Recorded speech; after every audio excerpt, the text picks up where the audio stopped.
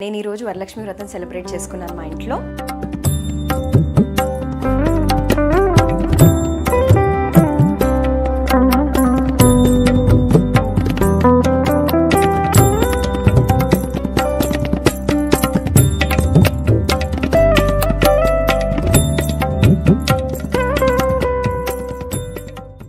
అందరూ ముత్తైదువులు వచ్చి మా ఇంట్లో ఈరోజు మణిదీప వర్ణన చదవబోతున్నారు. నేను ఈసారి వరలక్ష్మి వ్రతానికి ఏం రిటర్న్ గిఫ్ట్స్ ప్లాన్ చేశాను, ఏం స్పెషల్గా ఆడవాళ్ళ కోసం ప్లాన్ చేశాను అనేది మీరు చూస్తారు. ఈసారి వెరైటీగా బ్యాంగిల్ మేకింగ్ పెట్టించాను అనమాట.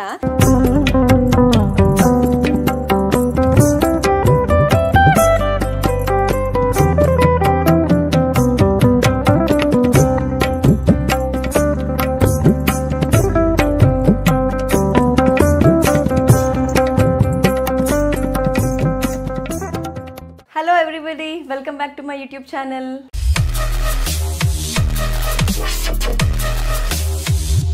ముందుగా మీ అందరికీ వరలక్ష్మి వ్రత శుభాకాంక్షలు. నేను ఈరోజు వరలక్ష్మి వ్రతం సెలబ్రేట్ చేసుకున్నాను మా ఇంట్లో.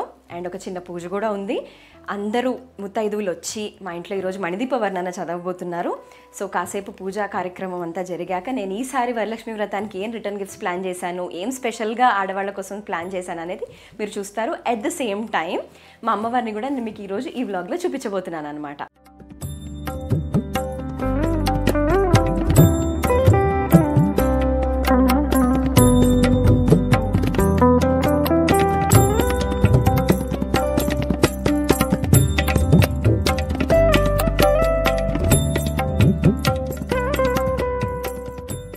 సో ఇదిగోండి మా అమ్మవారు. ఎలా ఉంది డెకరేషన్ అంతా? నచ్చిందా మీకు?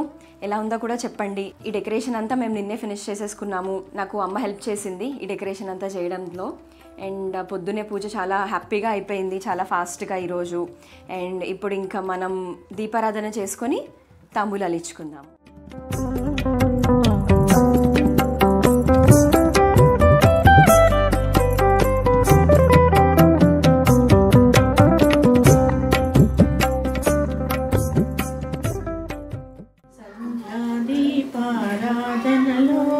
వచ్చను తల్లి మహాలక్ష్మి, వచ్చను తల్లి వరలక్ష్మి.